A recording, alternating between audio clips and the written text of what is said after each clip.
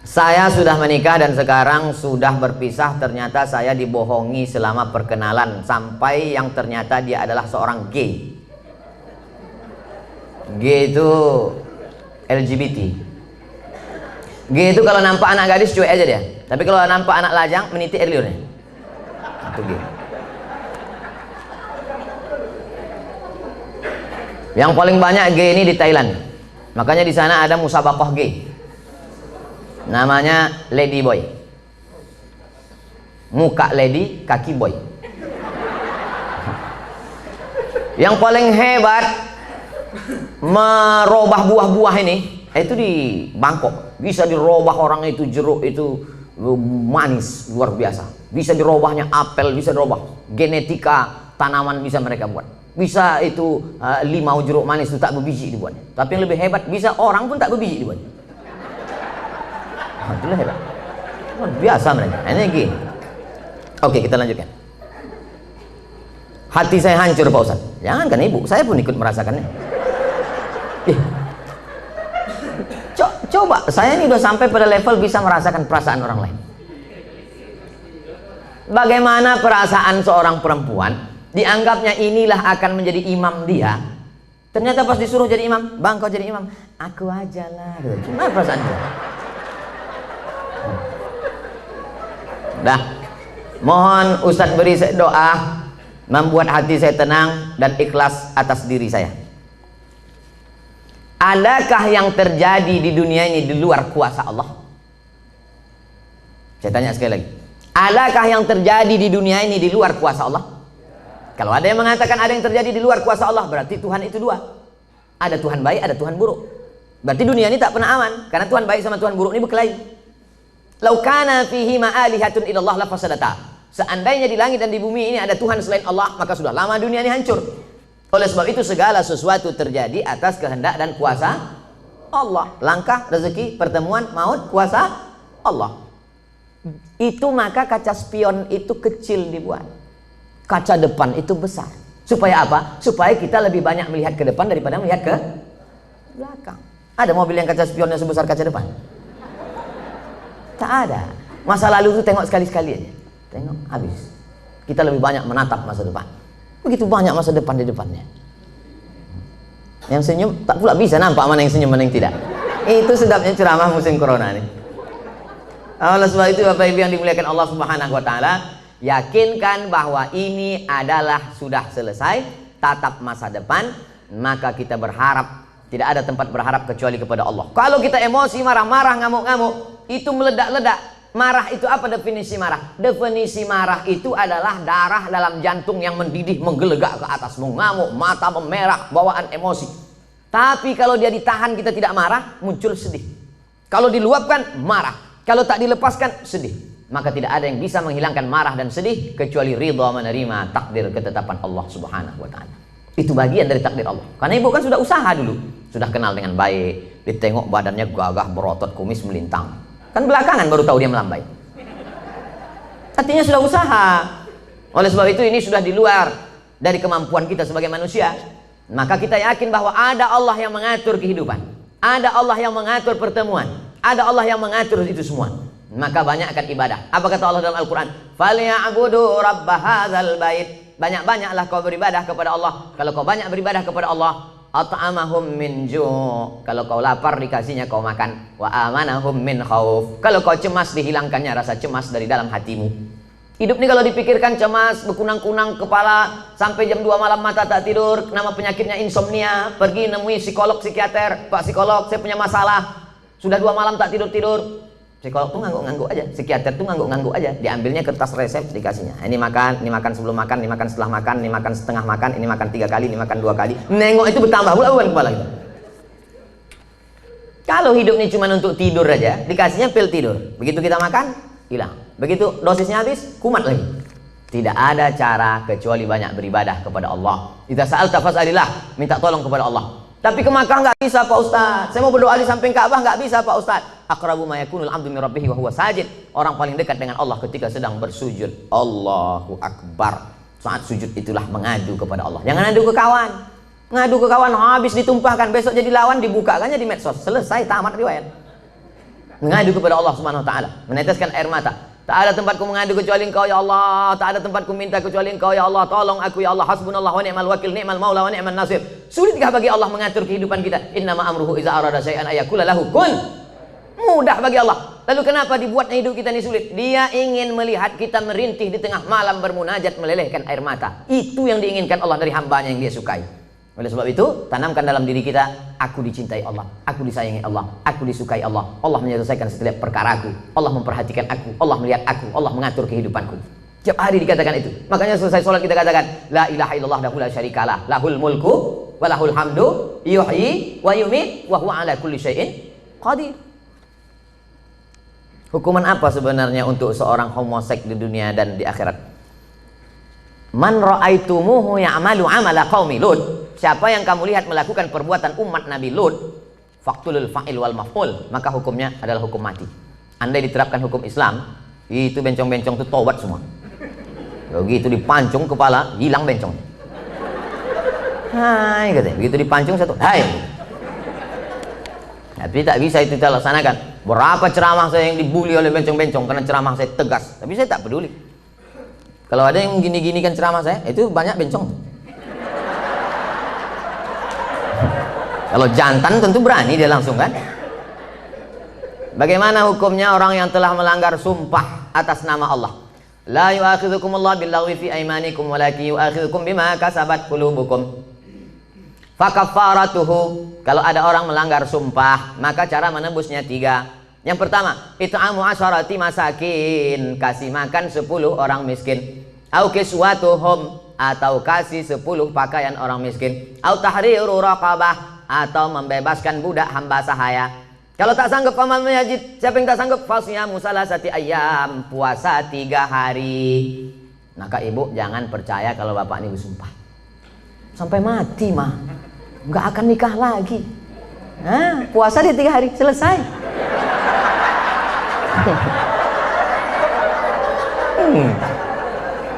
Jadi saya ketemu sama bapak-bapak. Ketemu saya bapak-bapak, Ustadz, aku dulu Pak Ustadz sudah bersumpah aku sama biniku, aku tak akan, walaupun kau mati meninggal dunia, aku tak akan nikah lagi sampai mati. Terus ini istri bapak, iya 3 hari dia meninggal, nampak aku yang lain katanya. Tapi bapak udah bersumpah, puasa aku 3 hari gitu. Hati-hati, mohon maaf Pak, aku bukakan pula ceritanya. Akhirnya kartu bapak tak bisa lagi dipakai kan. Itulah baiknya saya sama ibu-ibu. Apakah ada taubat bagi orang yang telah melanggar sumpah itu Pak Ustadz? Dia sudah memain-mainkan nama Allah. Maka menebus sumpah itu hanyalah sekedar menebus perbuatannya. Tapi perbuatan dia, salah satu la yanzurullahu ilaihim. Ada 3 orang yang tidak dipandang Allah pada hari kiamat. La yukallimuhumullah, tak diajak bicara oleh Allah. Walahum azabun alim, mereka diazab dengan azab yang amat sangat menyakitkan. Siapa itu? Orang yang bersumpah palsu, terutama dalam berdagang. Berapa ini harganya? Aku tak ada ngambil untung, nih aku jual modal aja nih, demi Allah. Mana ada orang jual modal? Kau kalau bohong jangan nampak kali.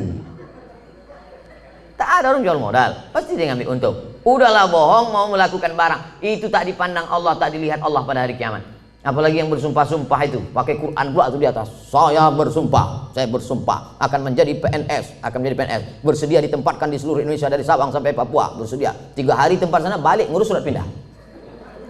La ilaha illallah. Mudah-mudahan yang sudah bersumpah nih taubatnya diterima Allah SWT. Banyak juga.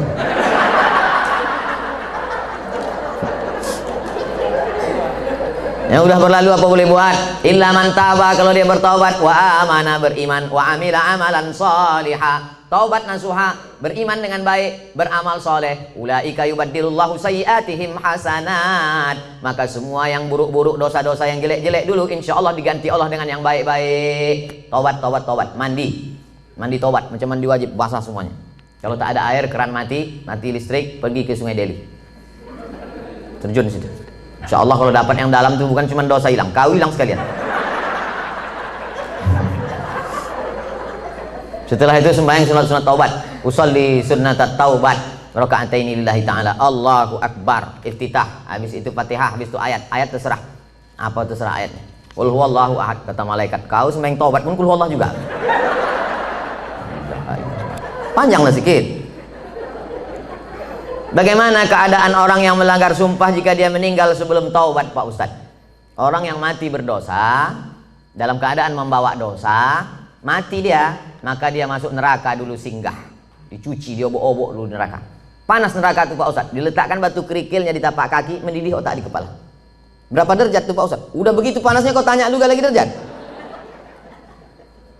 Ya belau ka'baihi, sampai ke mata kaki, yaghli biha dimauhu. Hadis riwayat Bukhari, mendidih otak di kepala. Makanya selalu doa kita, Rabbana atina fid dunya hasanah wa fil akhirati hasanah wa qina azabannar. Insyaallah semua yang hadir ini masuk surga, tak singgah di neraka.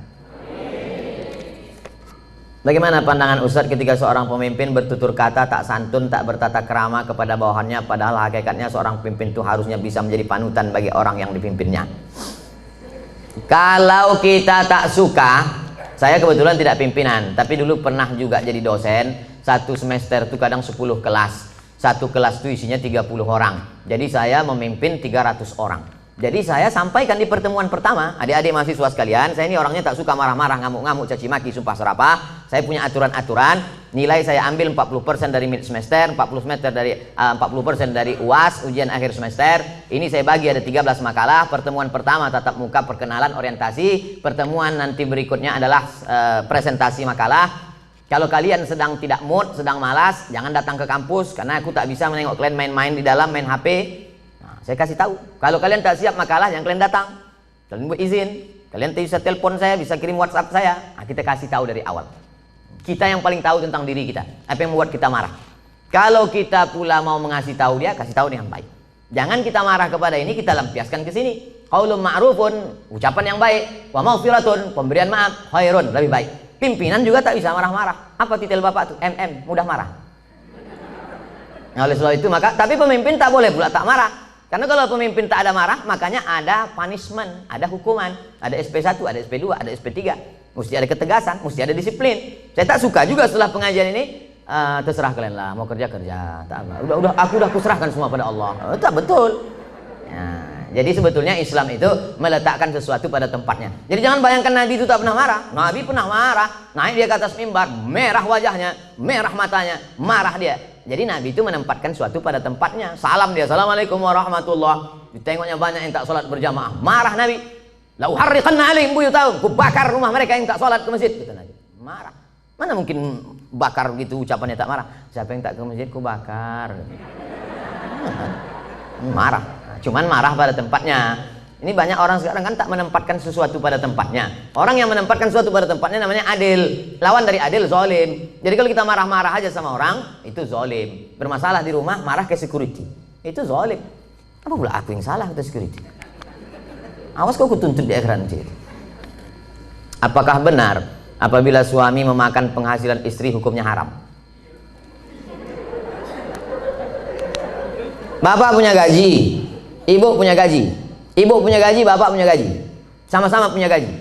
Bedanya apa? Dalam gaji bapak ada hak ibu, namanya nafkah. Dalam gaji ibu tak ada hak bapak. Setuju? Kuat mereka. Dalam gaji bapak sama-sama bergaji 5 juta. Bapak 5 juta, ibu 5 juta. Dalam gaji bapak itu ada hak ibu, 5 hak ibu. Pertama makan, kedua pakaian, ketiga tempat tinggal, keempat pendidikan, 5 perhatian. Hak ibu, kewajiban bapak. Tapi ibu bisa bekerja karena izin bapak. Izinnya pun bukan karena keterpaksaan. Bang, aku kerja ya. Kalau tidak, awas bang. Tidak bisa juga. Oleh sebab itu ibu punya gaji, ibu punya warisan, ibu punya pendapatan, ibu punya kos-kosan, ibu punya mobil, ibu punya sudaku, ibu punya kocan, ibu punya angkot, ibu punya motor. Itu milik ibu. Kalau ibu meninggal, 50% untuk bapak. Kalau ada anak, 25%. Artinya ibu punya harta. Lalu kemudian ketika ibu mau bersedekah, ibu tidak minta izin ke bapak. Sebetulnya ibu tak perlu minta izin karena itu punya ibu. Tapi ibu sebagai orang yang beretika, bermoral, berakhlakul karimah, ibu ngomong, kulo nuwun kata orang Jawa. Bang, aku mau menyantuni anak yatim di sana. Jadi duit gajiku ini ku pakai. Bapak tinggal ngangguk aja.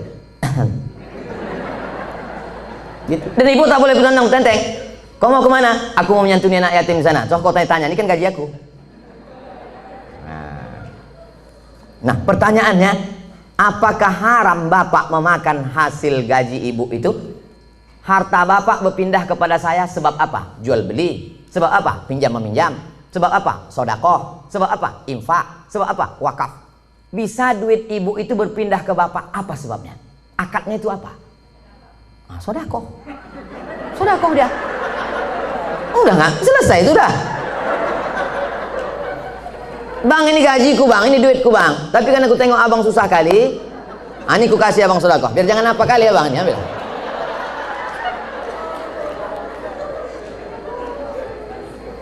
Assalamualaikum Ustaz. Semoga Ustaz sehat-sehat. Amin. Mau tanya Ustaz, apa hukumnya orang tua yang tidak mengakikahkan anaknya? Apakah masih bisa apa hukumnya orang tua tak mengakikahkan anaknya? Kullu mauludin, setiap anak yang lahir rohinatun, tergadai. Jadi kalau mobil kita tergadai, STNK BPKB kita gadaikan, setelah ada duit kita tebus. Maka anak kita ini tergadai. Bagaimana cara menebusnya? Tulbahu anhu yauma sabi'ihi. Sembelihkan kambing hari ke-7. Yuhlaku, cukurkan rambutnya. Wa yusama, kasih nama. Nama yang baik-baik. Siapa nama anak kau? Alan Nuari. Kenapa itu kau kasih? Lahir di jalan bulan Januari.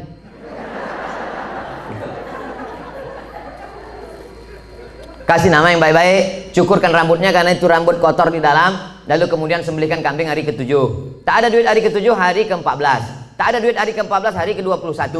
Lewat 21 tak usah tengok tanggal lagi. Setahun, 2 tahun, 3 tahun, 5 tahun, taman SD, taman SMP, taman SMA. Tapi kalau dia udah semester 2, hanya potong kambing aja. Tak usah potong rambut lagi. Tak pula diayun pakai marhaban.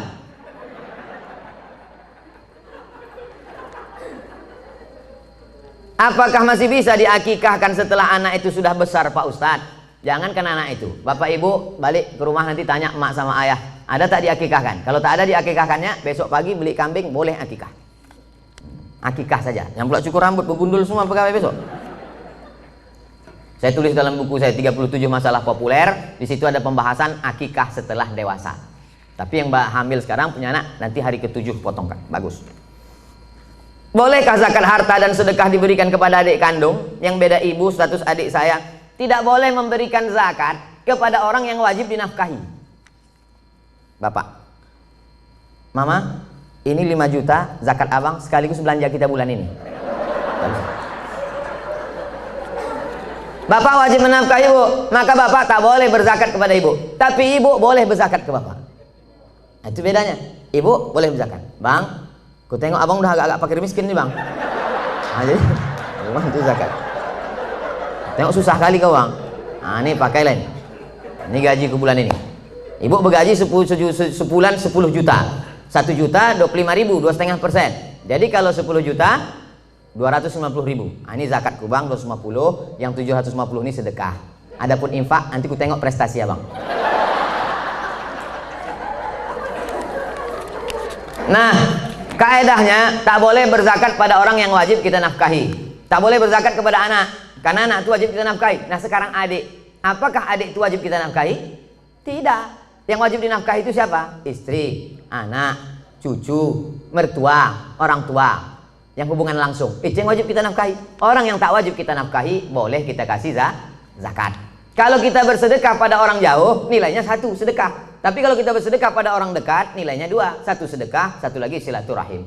Tapi banyak orang tak mau sedekah ke keluarga dekat. Kalau sedekah sama orang lain. Kok kenapa tak sedekah sama saudara? Payah saudara nih Pak Ustadz, dikasih sikit-sikit kali kata dia. Bagaimana menghadapi suami yang berselingkuh?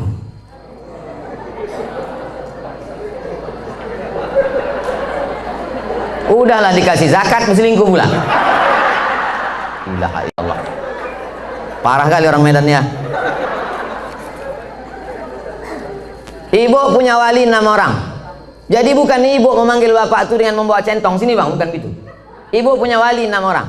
Pertama ayah, yang kedua atuk opung, yang kedua abang ayah, yang ketiga adik ayah, yang keempat abang. Yang pertama ayah, yang kedua datuk opung, yang ketiga abang, yang keempat adik laki-laki, yang kelima abang ayah, yang keenam adik ayah. 6 wali ibu itulah yang menyelesaikan ini. Maka dipanggilnya lah. Setan, sini kau sebentar. Orang berselingkuh itu mesti gitu manggilnya. Tak pula kita panggil, kepada menantu kami silakan datang. Mana ya tengkuk dia. Kalau ada yang polisi, tentara situ, cabutkan pistol, letakkan di atas meja tuh. Pang, letakkan. Biar tahu dia. Walaupun tak ada pelornya. ku dengar kau udah selingkuh. Kemarin tertangkap screenshot SMS. Ini dia kan, ini foto perempuan kan? Kau jangan macam-macam. Kau berhenti selingkuh. Kalau kau tak berhenti, nah, jadi kasih dia mop, di mop dia sikit. Nah, habis itu berhenti. Iya Pak, aku stop nih. Ada berhenti dia. Ah, tinggal lagi ibu. Mau ibu menerima barang second nih? Kalau ibu, kata ibu, Pak Ustadz, aku ikhlas menerima dia Pak Ustadz. Tak bisa aku berpindah ke lain hati Pak Ustadz. Terimalah dia. Tapi jangan sampai mulut ibu berkata bisa, tapi hati ibu tidak. Itu bahaya. Lain di mulut, lain di hati. Ada lagunya itu. Kalau ibu berkata bisa, katakanlah bisa. Tapi kalau katakan tidak, katakan tidak. Karena banyak perempuan berkata mulutnya bisa, tapi pas begitu jalan bersama terbayang dia selingkuhan siapa sih. Itu menjadi masalah. Hidup ini singkat Bu. Hidup ini singkat. Jangan sampai gara-gara ini terpengaruh kepada sholat ibu, ibadah ibu, kerja ibu. Oleh sebab itu pikirkan baik-baik. Kalau bisa, bisa. Ambil waktu agak seminggu, 2 minggu, 3 kali Jumat. Aku berpikir dulu. Gimana? Selesai? Apa pendapat pandangan Ustadz terhadap pandemik COVID-19 yang sekarang terjadi dan bagaimana menyikapinya? Itulah yang kuceramahkan sejam tadi.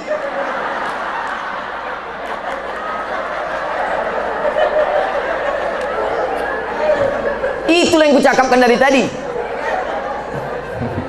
Mungkin pertanyaannya ditulis sebelum tadi datang diserahkan ke panitia. Jadi sebetulnya sudah terjawab. Kalau tak terjawab juga, tinggal tonton aja Ustadz Abdul Somad Official Channel. Subscribernya udah 1 juta.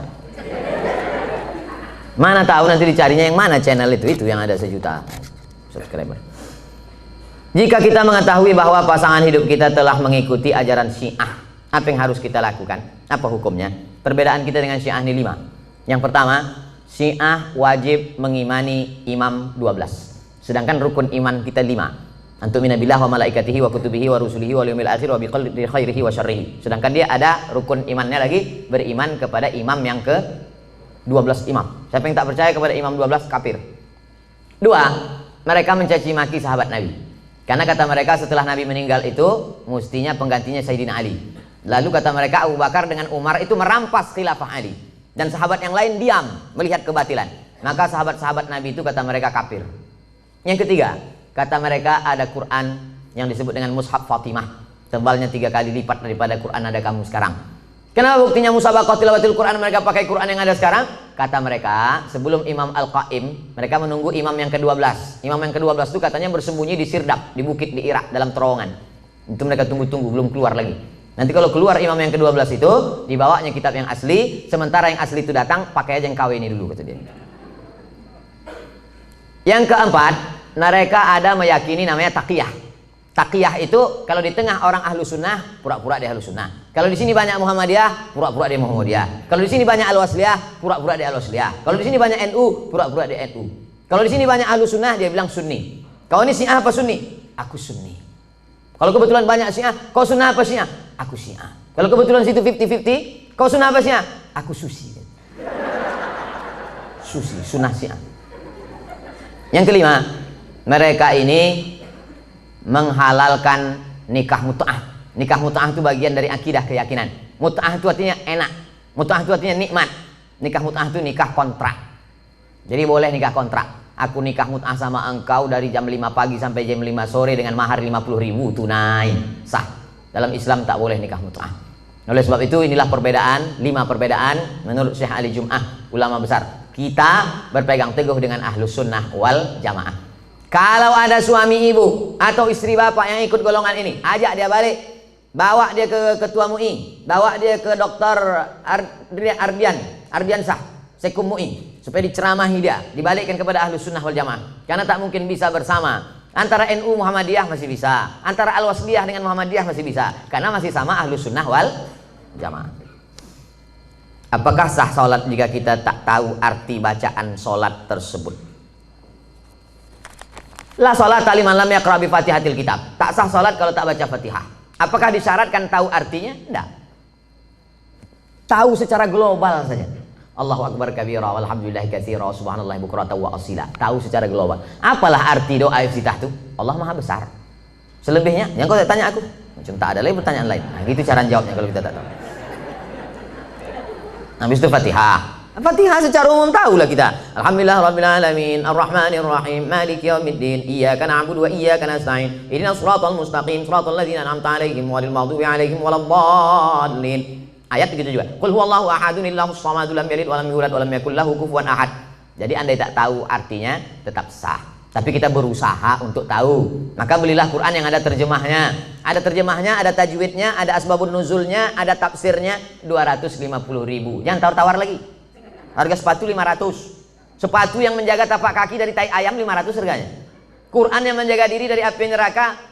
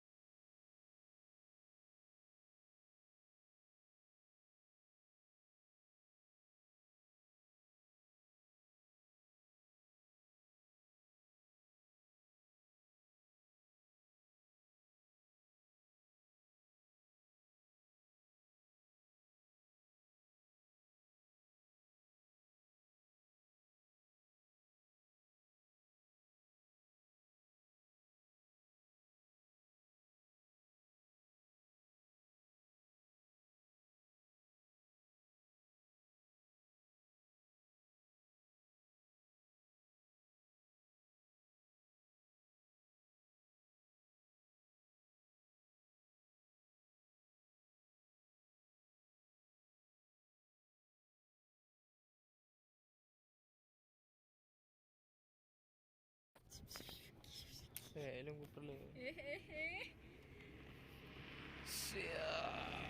Cara menikmati sunset. Kau harus punya HP 6 menit GoPro. Boleh buka video 6 menit. 6 menit. Panjang lah 6 menit. Habis baterai 5%. Kak minta piring kah?